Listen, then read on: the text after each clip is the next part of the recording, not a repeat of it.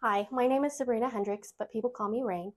I've been a hairdresser for 9 years, and ever since I stepped foot behind the chair, I have used L'Oreal. Very passionate about L'Oreal because it is the backbone of our industry. L'Oreal was established in 1909 in Paris by Eugene Schweller. He was the inventor of the first safe hair dye, and he created the number level system for hair. With L'Oreal, they created the first hair academy, creating professional hairdressers all around the world. That is why I truly believe that L'Oreal is the backbone of our industry. Today, I will be demonstrating how to do feathered layers. Feathered layers is inspired by the butterfly cut. This will preserve length, create movement, and add body to the hair. This is also great for somebody who wants effortless styling or wash and wear without the commitment of styling the hair every day. For today's purposes, I've already cut the length of the hair, and I'm gonna go get her shampooed. I'm gonna prep her hair with all-in-one performer. This is going to eliminate frizz, add shine, and then also has a heat protection up to 450 degrees. I'm gonna spray this liberally all over because since it's an all-in-one performer, you really don't need anything else other than this. This is also great for detangling, especially blonde hair like hers and fine hair that can get really tangled very easily.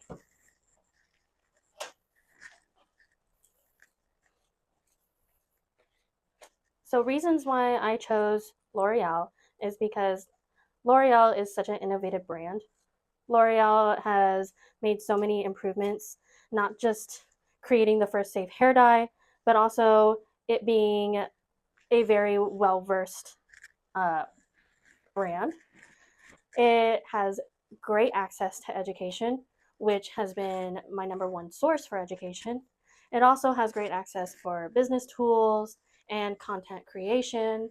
So it's a very, very diverse brand in ways where it's constantly making improvements for the beauty professionals in this industry.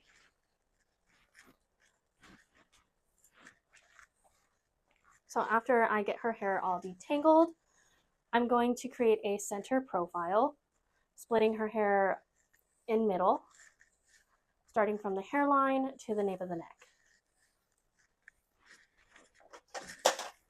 Go ahead and look up for me. The reason why I have her look up is so that way I can see the tip of her nose, and essentially this helps me find the center of her face. Go ahead and look straight. So you can tell right after I used the all-in-one performer how easy it was to detangle her hair. And with fine hair like hers, it can definitely get tangled very easily. So I'm going to section the front to the back with my radial parting from the top of the head to the top of the ear. And I'm going to separate the back from the front. I like to use my clips in sectioning parts of the hair away, especially if I'm not working on it at the moment, because it's a cleaner way of working efficiently with the haircut. So after I sectioned off the middle, or not the middle, excuse me, after I sectioned off the front from the back, I'm going to create a diagonal back from the top, the highest point of her head, to the tip of her ear, which you can see here that it creates a point. Creates almost like a mini triangle. And again, I'm going to section that away. So here, this is going to be her face framing. How I'm going to cut her hair today is by using a razor. A feathered razor is going to give her more of a softer look for layers. And it's also going to create a lot of texture and a lot of movement. So what I'm going to do is I'm going to establish my guide. And we talked about the shortest layer being draping from the cheekbone down to the jawline, and it will blend all the way down. This will give her very soft face framing. So when I establish my guide, I don't establish my guide here because then I lose a lot of length and I can end up making this look choppy. So I'm going to establish my guide in the center of her face, and I'm going to see where that sits. That is a little too high for me, so I'm going to drop that down. So right here is where I want that to sit. So that looks like it's going to sit at the top of her lips. Now what I'm going to do is I'm going to use the flat part of my blade and the tip, and I'm going to feather that out. Now I have my established guide. You can see that it's starting to drape at the cheekbone. And so what I'm going to do here is I'm going to start connecting everything. I'm going to pull everything towards the center of her face. And I'm going to start where my guide is, and I'm going to start right underneath it, use the flat of my blade, and use this swiping motion. And I'm cutting short to long. You can see using a razor gives you that texture, so that way after you're done styling, you do not have to go back and refine as much. So my over direction is not natural fall. I'm combing her hair towards her face. This is going to create a lot of movement in the front. Again, I'm going to go ahead and swipe.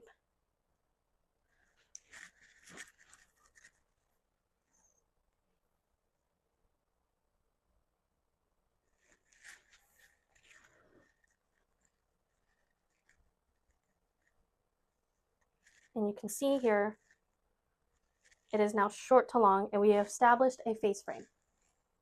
This is going to be my stationary guide. So everything is going to be brought towards the front, back to the section.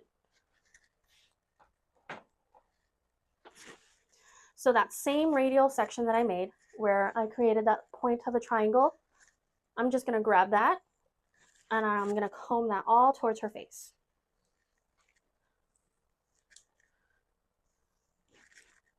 And so how I like to subsection everything is I use a horizontal line to separate the hair, so that way I don't have too much hair in my hands. You don't want too much of hair in your hands because you'll start to lose control of what you're working on. So here I can see this is my guide. So I'm going to start here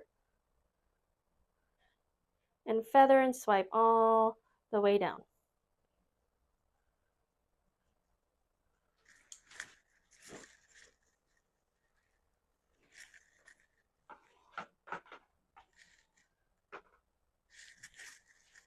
Then I'm going to grab my second subsection, pull towards the face. Mind you, my elevation is 45 degrees. I don't want to hold it down here.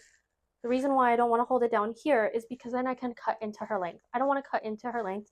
We want to preserve her length.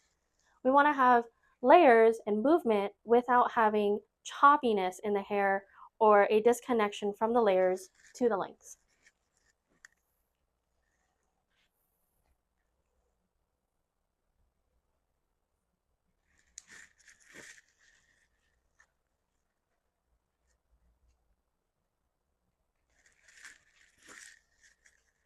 After I do that section, I'm going to go ahead and comb it to natural fall and check my balance. You can see here that it has now connected short to long, and it's going to gradually get longer. So now what I'm going to do, I'm going to turn her to the side. So you can see here that I have separated the front from the back, and I did my diagonal back here, and then I pivoted my section to bring it forward. So now I'm at this point. I'm going to go ahead and pivot my sections. And you don't want your pivots to be too big because, like I said, you're going to lose control if you try to hold too much hair into your hands. What can end up happening if you lose control is you can create holes in the haircut. We don't want to create holes. We want to create seamless, soft layers in the hair.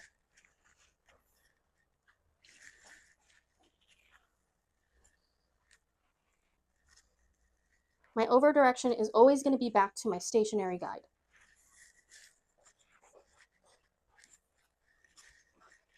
Again, to subsection everything out, I'm going to take that horizontal line. Doesn't have to be perfect. I just want to make sure that I have enough hair in my hands.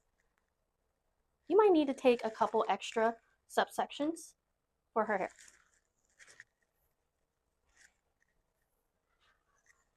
So you can see here, there's nothing I need to cut yet. So let's go ahead and take my next subsection.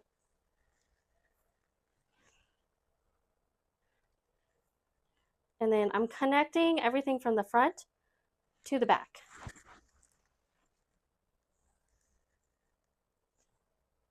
Divide my subsection and comb everything towards the front. Every human has an ear right here. So what we're going to do is we're going to just comb that hair over the ear. That is fine, because what this is going to do, it's going to release tension right there. And essentially, that is going to prevent you from making a hole.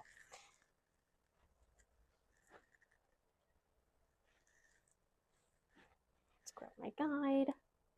I can see my guide is here, and I'm going to blend all the way down.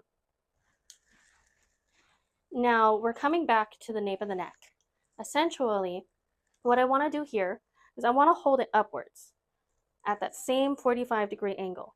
I can see that this is her length, so I'm not going to cut into that. The reason why is because then I can end up creating a mullet shape. We want to avoid any shape other than the shape we're creating, which is a feathered layered look.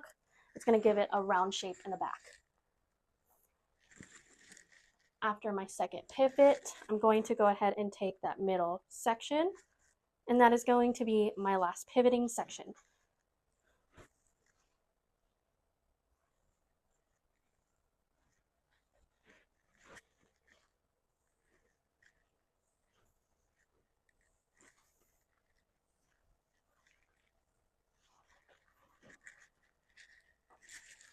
Sorry.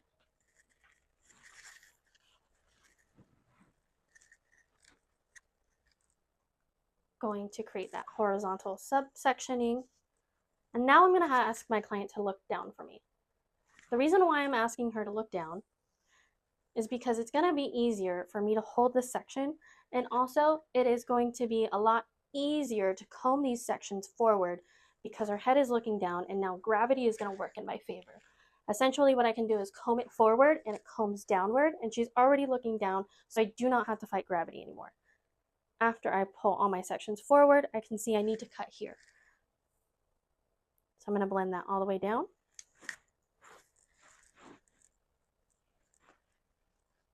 Separate my subsection. Create my next subsection.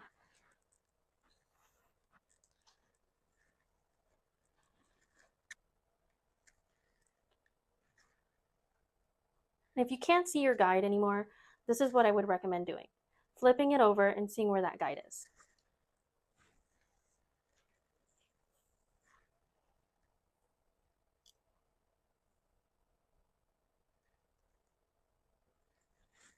And if you still can't find your guide, go ahead and divide that previous subsection and make your subsection smaller.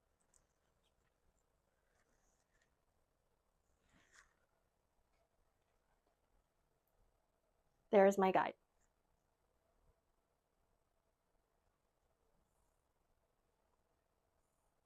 With my razor, I'm moving down the hair shaft very lightly. It is very easy to disrupt the cuticle with a razor if you're using too much force. You do not want to use too much force with the razor, because then you can cause frizz, and we do not want frizz. What we're doing here is we're eliminating frizz, and we're creating an effortless style. See where my guide is. I can see my guide, and I'm going to blend that all the way down. Now, you may have seen some hair fall, and that's okay. The hair is allowed to fall because whatever falls means that it does not need to be cut. That is our length. We want to preserve our length.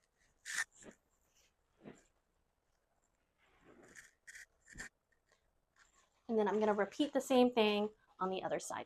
For styling, I'm going to rough dry her hair and put a roller in her bangs. When I put a roller in her bangs, I like to use my round brush first, so that way I can create volume. And I like to heat up my sections. And I like to blow dry both ways. This ensures that I get the cuticle to lay down and not cause any frizz. I'm going to go ahead and put the roller in her bangs. I'm going to start elevating, so that way I can get a lift in the front. And not all hair is going to want to stay. That is totally fine. We have clips for that. So now that I have her hair all power dried and rough dried, you can see how much movement in the shape she has now, even without the bangs laying down. So what I'm going to do is I'm going to go ahead and pop a couple curls in her hair, because most likely what people do on a day-to-day basis is they wash and wear, and the next day they curl their hair, or they blow dry their hair and curl their hair the next day. Okay, I finished her style, and then I'm going to go in with the next day hair. It's a dry finishing spray, and it gives it a more tousled look, and it gives that next day hair look. Sometimes we feel like our next day hair looks better than the day we washed it, and so that's what we're doing here with this spray. It also has a light hold to it, and it's going to give her a little bit more texture in her curls. And then I'm going to go ahead and seal off with Metal Detox Oil. This is going to give me 2 times more shine. It's also going to help fight frizz.